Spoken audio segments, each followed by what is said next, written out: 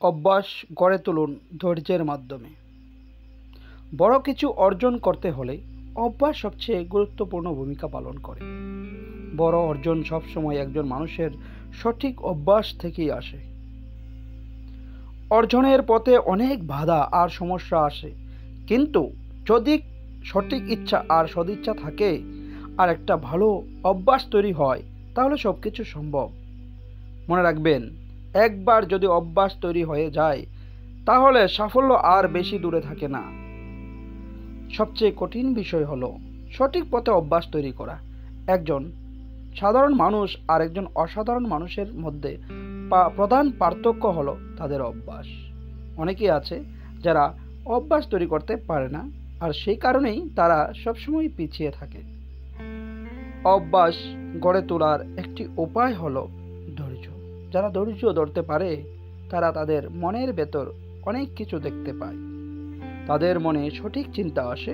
ধৈর্য এমন একটি গুণ যা নতুন অভ্যাস তৈরি করতে গুরুত্বপূর্ণ ভূমিকা রাখে।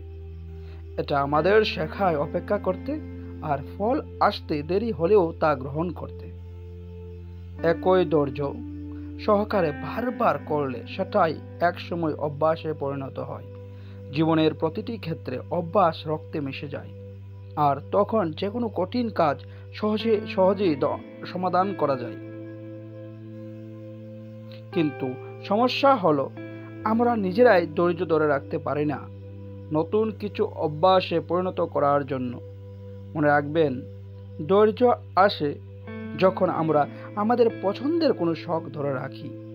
যেটা করতে ভালো লাগে সেটা কষ্ট দেয় না, বরং ধৈর্য আপনা আপনিই চলে আসে।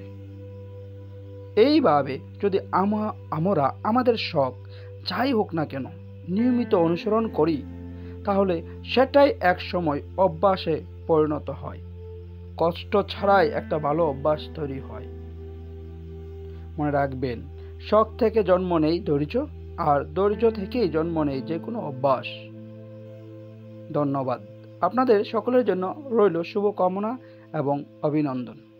Thank you. নমস্কার।